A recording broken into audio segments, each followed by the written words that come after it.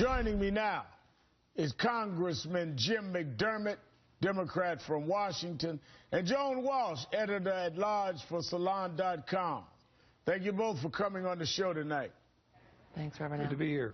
Congressman, how can the GOP justify putting politics before people like this? Well, it's because they don't know what people feel, I guess. That's the only way I can explain it. Because they're all talking about money and deficits and all this kind of stuff. They're not looking at the people. If you look at people who are in the waiting room or in the emergency room and realize that they waited too long because they didn't have health insurance, you wish that they could have a health insurance system. And that's really what the president is offering to the country. We're not taking over the healthcare system in the government. We're offering people an opportunity to buy in to private healthcare plans at a cost that they can afford. Not only are they concerned about the next election, Congressman McDermott says the people they feel don't know. Right. And I'll give you an example. GOP Congressman Justin Amash, he tried to pretend this weekend that people with pre-existing conditions were completely covered before the health care law. Right.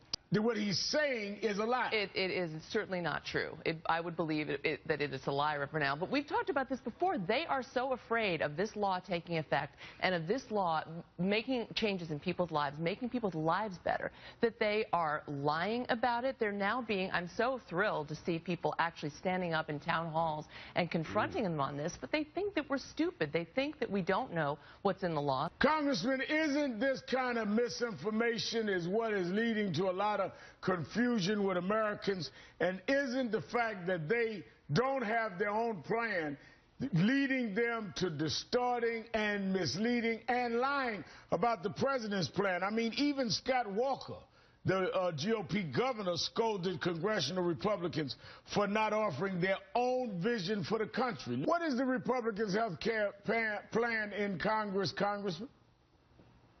Well, I told them in the Ways and Means Committee, they said they had a plan. And I said, I've been sitting here for 3.5 years waiting for you to bring your plan out. There has never been a plan laid on the table in the Ways and Means Committee for us to vote on or make amendments to or anything else. They talk, but they will not put their money where their mouth is. And they simply are trying to confuse people. Now, they tried, this is what happened when we started Medicare. They tried to confuse people, and people signed up anyway. And that's what's going to happen in 40 days from now. People in California and Oregon and Washington are going to be flocking to sign up. And the rest of the country is going to be standing around in Tennessee and Arkansas and all these places saying, why can't we have that? Mm-hmm. What do they have that we don't have? They're going to look to their governors and say, what are you doing to us? A former Republican campaign operative says his struggle with cancer has made him an Obamacare supporter. He's quoted as saying, when you say you're against it, you're saying that you don't want people like me to have health insurance. Former Republican operative. Well, and there are going to be more and more people like him. I mean, you know, the congressman knows this better than I do. If you go way back, the individual mandate, for example, for health insurance was actually a Republican idea. The problem is they once did have ideas. Democrats said, why don't we meet you in the middle? And why don't we're going to accept some of your ideas. Well, let me tell you one plan they do have, Congressman. The new House GOP plan for food stamps would deny benefits to as many as 6 million low-income people.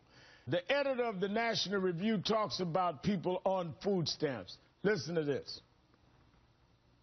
Government has gone out and deliberately eroded the natural sense of stigma Americans feel about being on the dole in any form, and that's a disgrace.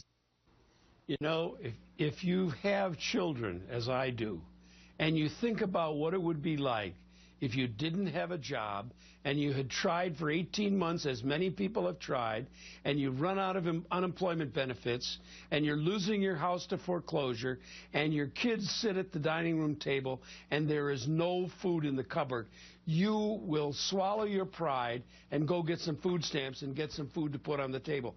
And that's what's happening to the middle class all over this country. The crushing of the middle class by the right wing, by the Tea Party, has been extraordinary. Yeah. They want to take away every security. No question about it. Congressman Jim McDermott and Joan Walsh, thank you for your time this evening. Thanks, Reverend Al.